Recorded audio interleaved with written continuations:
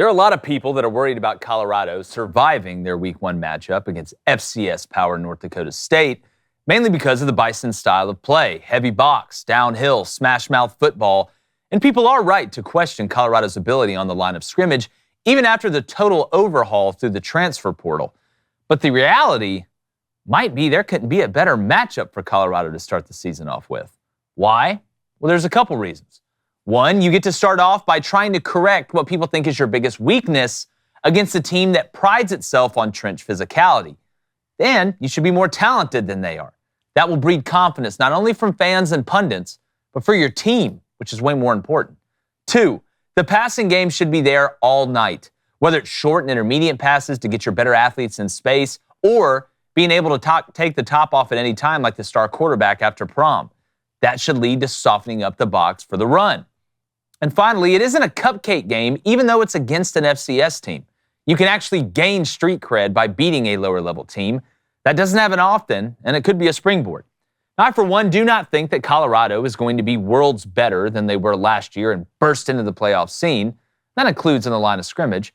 But as many people that are piling on Colorado's physicality, it could be a really good opportunity to flip the narrative early and change the mojo as the team gets ready to head to Lincoln, Nebraska for an absolute showdown with a pissed-off Cornhusker team Week 2, which I can't wait for. But we're in Week 1, the longest week ever, because there is no Week 0. Not my former quarterback, Rich Rod's former quarterback. My good friend, former Michigan QB David Cohn, my brother, former Western State Colorado wide receiver Blaine Crane. And David, again, I think Colorado's going to be under that 5.5 win total. I've made no bones about it. I still question their ability on the line of scrimmage, even though they brought in a lot of guys on both sides. Offensive line, probably a little bit more than the defensive line.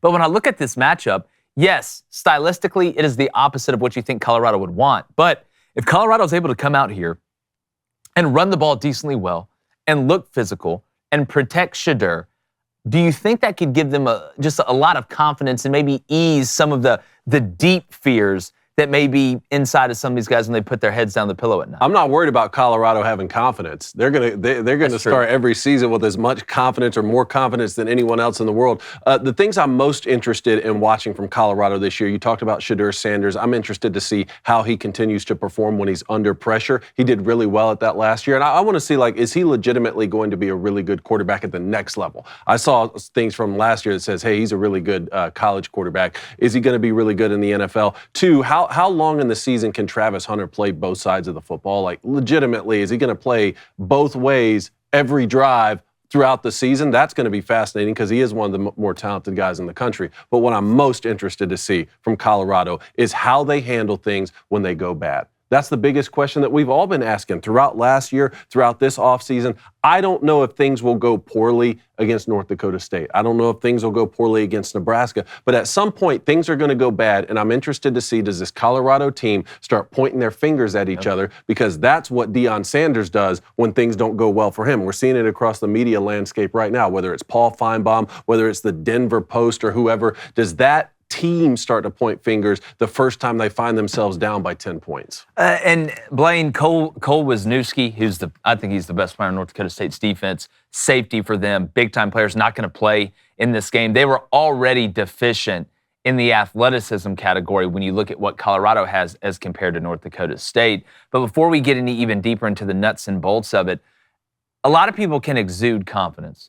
But, if you ever played or you're in a competitive environment or a stressful environment, there are things that you may show to other people that, hey, I'm really confident. I think I am this good. I am him. I'm the chosen one. But when you're by yourself and you're laying down in your room at night, I think there's some Colorado players that worry that on the line of scrimmage, they're still not going to be very good. I think Deion Sanders is one of them because nobody benefits less from not being good up front than the quarterback and the running back. No, I agree. I mean, they did get some pieces, but the pieces they did get are young. I don't think you'll see that against this Week 1 game. I think Colorado will win. I think they'll cover. But sooner or later, it will fall apart. They're not good enough up front on both sides of the ball to really compete in the Big 12. I think I had them going 6-6 or 7-5, and to me, that's a compliment. Look, it's a weird time now with Prime. He can dish it out, but he sure as hell can't take it. You would think after all he's been through, he'd have thicker skin than what he does. And it's different to me when you don't have to call in a reporter. That's fine.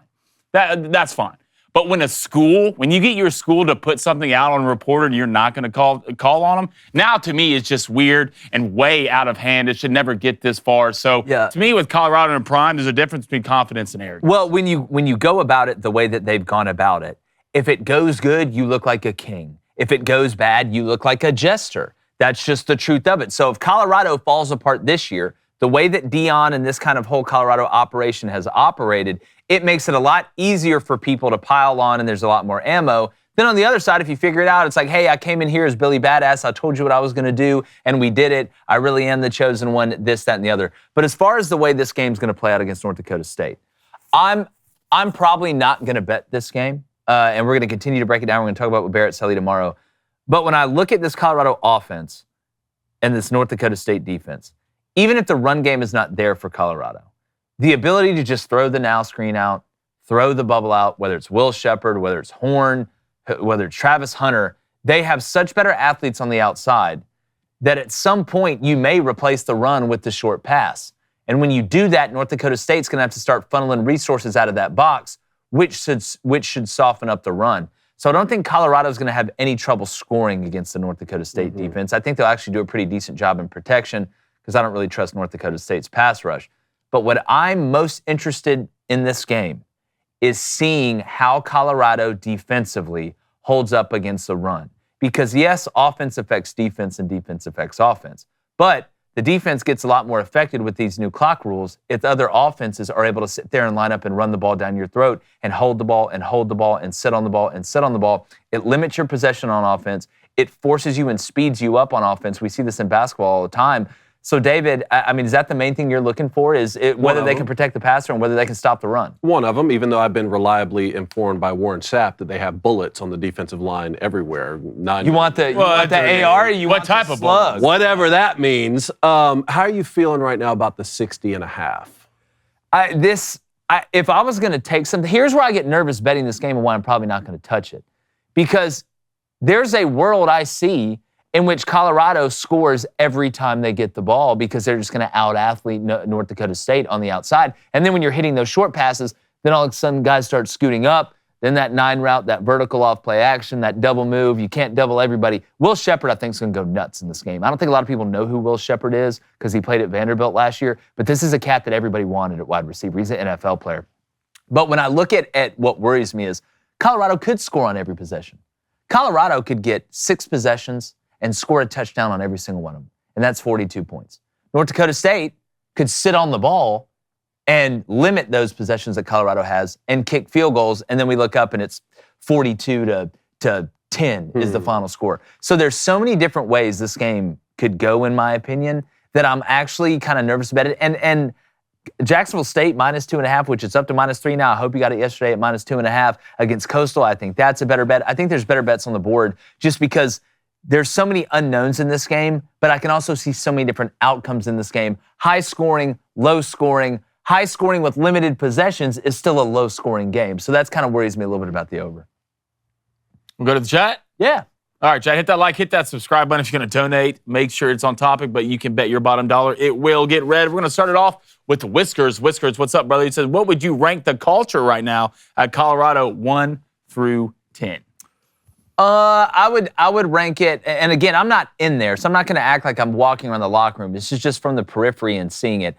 If we're going to define culture as, guys believing each other and guys trusting each other, I would probably put it at a 6 right now, just because I think it's got to be proven on the field, and a lot of guys understand that. But to go back to David's point, I am worried, does this team have some front runner in them?